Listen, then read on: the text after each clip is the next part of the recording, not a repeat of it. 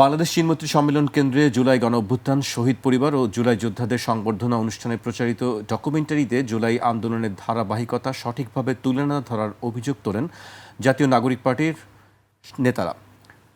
তা নিয়ে বাকবিতণ্ডা হয় এবং এনসিপি নেতারা অনুষ্ঠানস্থল ত্যাগ করেন। হট্টগোলের এক পর্যায়ে কূটনীতিকদেরও বেরিয়ে যেতে দেখা যায়।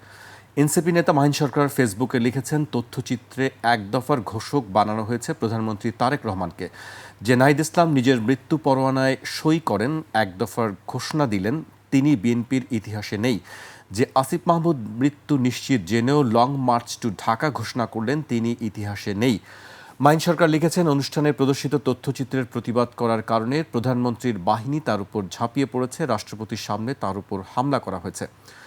অনুষ্ঠানে উপস্থিত ভারপ্রাপ্ত রাষ্ট্রপতি হাফিজউদ্দিন আহমেদ বলেছেন, এইভাবে যে বিদেশের সামনে, বিদেশি অতিথিদের সামনে যে নাস্তানাবুদ হলাম, এটি আমাকে খুবই ব্যথিত করেছে। স্বরাষ্ট্রমন্ত্রী সালাউদ্দিন আহমেদ বলেছেন, স্বৈরাচারের কবল থেকে মুক্তির পরে আমরা যদি বলি জুলাই কার, তাহলে জুলাই আমাদের কারোরই থাকবে না। এই অবস্থা থেকে আমাদের মুক্তি পেতে হবে। হাবিব ভাই, এই অনাকাঙ্ক্ষিত বিষয়গুলো আসলে কারোর জন্যই কাম্য নয়। আপনাকে ধন্যবাদ। আপনার মাধ্যমে 21 টেলিভিশনের সম্মানিত দর্শক শ্রোতাদেরকে সশ্রদ্ধ সালাম। বিজ্ঞ সহ-আলোচক বেশ আহসান ফুয়াদ কিছুক্ষণ মধ্যে এসে যাবেন, তাকে শুভেচ্ছা জানিয়ে আমি কথা শুরু করছি।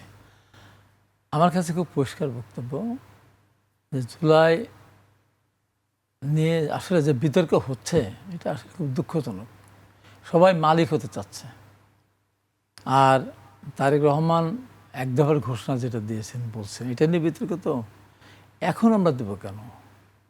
এই ঘোষণা তো আমাদের অনেক দিন আগের থেকেই তো আমরা এক দফার আন্দোলন করে আসছি। সরকারের সাথে আমরা নেগোসিয়েশন করতে যাইনি।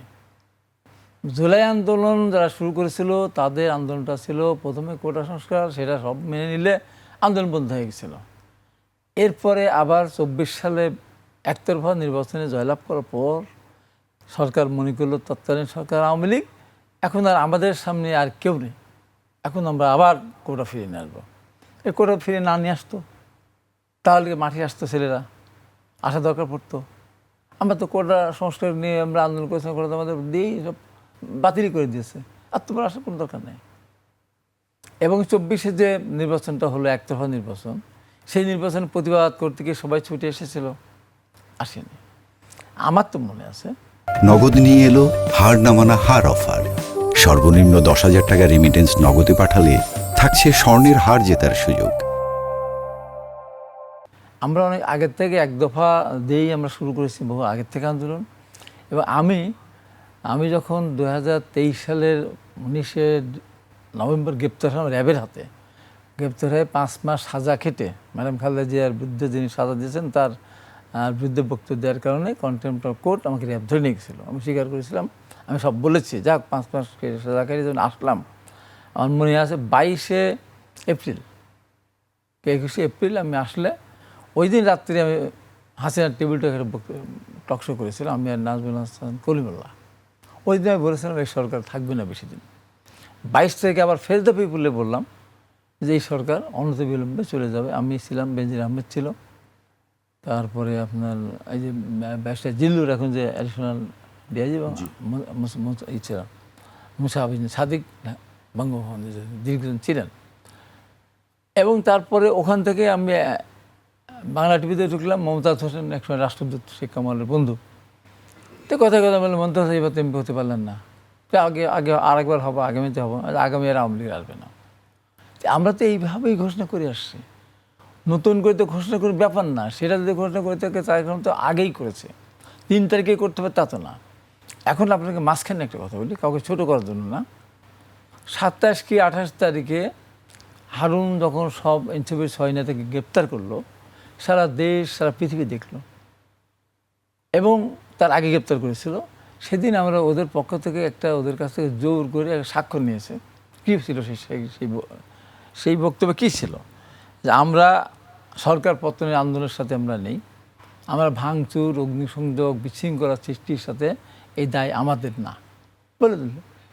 সেদিন যদি বাইরে যারা এই যে বেসরকারি বিশ্ববিদ্যালয় ছিল, তারা আগের থেকেই মাঠে ছিল, এবং তার কিছু সমন্বয় যারা ছিল তারা, এবং সেদিন যদি মাহমুদউদ্দিন খোকন, ব্যারিস্টার মাহমুদউদ্দিন খোকন, তারপর আমাদের ওর নাম কি, আপনার যে চ্যানেল 24-এ যে করে সঞ্চালন করে ব্যারিস্টার অ্যাডভোকেট তানজিল নাকি, এরা যদি সেদিন না দেয় তো আসিফ নজরুল্লাহ সহ আরও আমাদের ঢাকা বিশ্ববিদ্যালয়ে আমাদের যে কিছু শহীদ ভাই যারা ছিল, ওরা যদি সেদিন না নামতো রাস্তায়, তাহলে কোথায় যেত? থাকতো আন্দোলন? থাকতো না। তো এখন এটা সবার সম্মিলিত প্রচেষ্টার মধ্যে দিয়ে হয়েছে। দীর্ঘ 15.5 বছর যে জার্নি, লম্বা জার্নি, এখানে যদি সরকার যদি একদম সুন্দরভাবে দেশ চালাতো, যদি কোনো এখানে উদ্যোগতি না হতো, গুম খুম এগুলি না হতো, ভোটারবিহীনভাবে যদি নির্বাচন না হতো, তাহলে কি মাঠে আসতো? মাঠে এসেছে মানুষের তাগিদে মাঠে এসেছে। তখন একটা রিক্সাওয়ালা দেখছে আমি যা কামে উপার্জন করি তার জন্য শুনতেছিল না, এক বাদাম বিক্রেতা তার কি কাম পাচ্ছিল। মানুষ অতিষ্ঠ ছিল, সেই অতিষ্ঠ থাকার পরিপ্রেক্ষিতে সব মানুষ নেমেছে, আমরা সফল হয়েছে।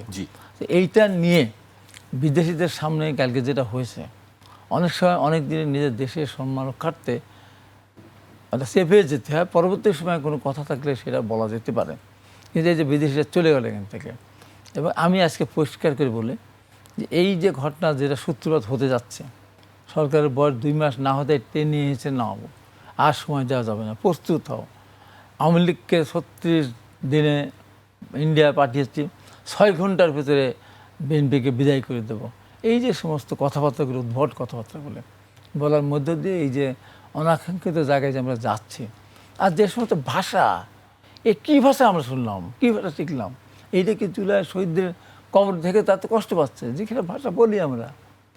প্রধানমন্ত্রীকে নিয়ে যা তা বলা হচ্ছে, তার মেয়েকে নিয়ে বলা হচ্ছে, ম্যাডামকে নিয়ে বলা হচ্ছে, জিয়া রহমানকে নিয়ে বলা হচ্ছে। কর্নেল অলি শেষ পর্যন্ত ওই 11 দলে জটিল ও বলেই ফেলেছে শেষ পর্যন্ত, যাদের মা বাবার ঠিক নাই, পরিচয় নেই। চয়ন আসলে রাজনীতিতে এইটাও কালকে যেটা হলো,